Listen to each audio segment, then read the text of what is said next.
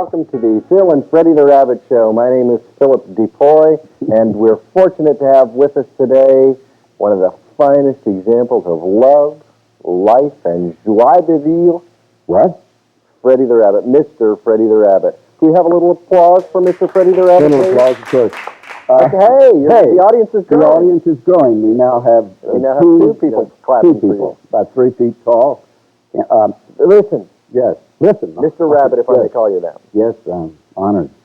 As you were saying in our previous conversation, the universe seems to invite us every day to dance. It invites us to all kinds of callings, to all kinds of activities. Do we listen? Do we pay attention? If we do pay attention, if we do follow those invitations, what are the consequences? I don't know. Well, thanks for joining us. I want to say this, that our first meeting for our show. She's got a little clearance here. Yeah. Thank you. Mom's still with me. That's her voice. No. Anyhow, the first one I was nervous, and I feel we finally got through that initial, that debut, and now we can kind of relax and just be ourselves. But when you described me, what did you say I had? Can I be arrested for that, or what was that? Joie de vivre. Oh, it sounds so beautiful. Yes, and in fact, in 7 states, wonderful. You can be arrested for that. Oh, you can be arrested so for watch that. Your 7 states. Little bunny tail. Well, talk about the invitations of the universe, or invitations of the culture. There are a lot of messages that say that there's just absolutely realms you cannot imagine or go into, and you need to limit your life to this a little life, I say. Mm-hmm. As someone described it, it's like being on a treadmill and being dead. I mean, it's like living in the world and, hustling and going, and but essentially your soul and your spirit are dead. But talking about the voices of the universe, right? What can I do with the voices of the universe? Well, it's like you say, we're often invited to participate in a much larger life, to participate in a much larger world. But most people don't accept that invitation for one reason or another.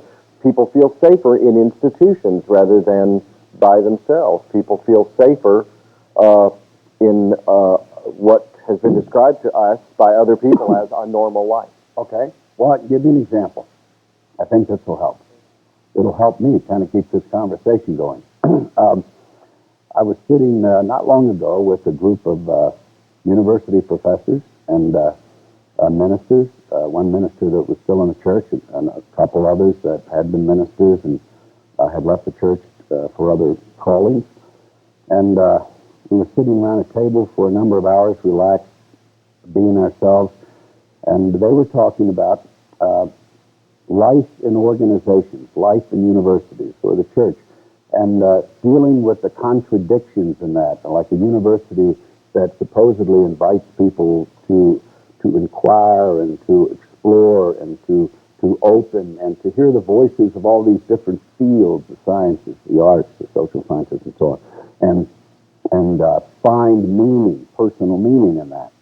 And what all of these folks were saying is they were having trouble keeping their souls alive, finding their own true voice and being able to speak it and to stay creative, to stay imaginative. Because what they often heard was that old story that you're here to perform, there's the agenda of the institution, and whether it sounds lofty or not, it's still the agenda. We got to get so many students here, we've got to publish. We're not totally concerned with the quality of it and so on. And so and of course you're speaking generically of all institutions. Oh, yes, of course. Thank goodness, because I'd like to keep my job. No. If it was just a local problem, we could, even though we're here, we could shout with joy that the world's free of that. No, this is a culture-wide experience for a lot of people. The corporate body, corporations, the institution is like a body, a person that says, limit your life, get with the team, get on the program. But the important thing that they said to me, One person said, I've been in academia, and this is true. He said, I've been in academia 30 years, and this is the first time I have had a conversation like this, a dialogue like this, in which I really felt people were interested in what I was saying as a person searching and struggling. He said that the first time. I was like, I've known this person for many years. I thought of the sadness in that, but also the wonder and joy of, well, isn't it nice we all came together? Most of us were strangers. We did not know one another. It was after another lecture we had heard, and we went somewhere to sit and be together and talk. One of the professors said, look, I'm dying. I have such a struggle staying alive, but the truth is, it's so hard to find the courage to simply say goodbye and move on because I have mortgage payments. I have a family. I have children in college and so on. And I thought, now that's, if you only listen to what you believe are the messages of the institution or the organization you're in, there is a chance that the best parts of you will die. Just corporations, institutions, universities, and all that do have their own agenda. Okay. But what about the larger voice that the soul hears? What about the larger voice of the spirit? Here's why I think, Philip, that some people aren't like rabbits and don't go into the depths, don't go into the heart of the earth to experience perhaps the darkness and the terror there so that they can come back out into the light and feel fully alive and know and deep in their hearts they have a right to their voice. Not only a right to their voice, it is their calling. It is what you need to bring to the world to make, in a sense, creation complete. So going into the depths, that, and we get this in the Old Testament, the New Testament, there is a terror. There is an awesome kind of terror and delight when you hear the thunder, when you see the fire. You know, when Moses is walking along, man, and he sees the burning bush over there, and he gets this voice saying, hey, I got a job for you. You know what he says? Hey, man, you got the wrong guy. I can't even talk in front of people. I mean, set my people free? Are you kidding? I have trouble carrying on a conversation. But it was that deeper voice from the universe, that fire in the soul that calls him and says, hey, let go of that earlier self. Let that self die. You have a destiny.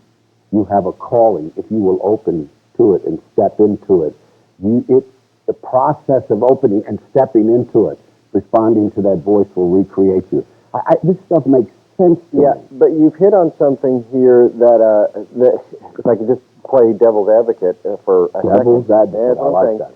Look, deal with that you know, one of the reasons people don't follow these invitations to a larger life is out of a sense of responsibility, out of a genuine sense of responsibility. My children, my mortgage payments, my spouse, the ordinary responsibilities of life that a lot of people feel are just as important as the things that we're talking about. Those things are very important. I remember C.G. Jung, the great psychologist, saying that, and there was a man who spent his life exploring what he called the collective unconscious and having experiences now that people walking through Carrollton and had them, we'd probably put him in a mental institution. You know, I mean, he had, his imagination was wondrous, but he talked about, even though he kind of had a tug of war with his domestic daily life, and he and his wife had difficulties at times, he said that one thing that had saved his life and had enabled him to have, in some ways, a life was those kind of responsibilities, those just daily, ordinary things. So there's nothing wrong with those things. In fact, there's wondrous things. It's called the magic of the ordinary. Mm-hmm. But here's what I see with a lot of people, looking at the negative side, is that they see these ordinary things in life, these responsibilities, as as change rather than a challenge to be created. You see what I'm saying? That's right. You hit it on the head exactly. If you can see the magic in the ordinary, then it is a magical thing, and that's just as beautiful an invitation as an invitation to a grand life. But if you see these ordinary things as shackles, as how we chains see to be them, broken, that's right. How we see them has a lot to do with how open we are to all these voices, in the universe, within us.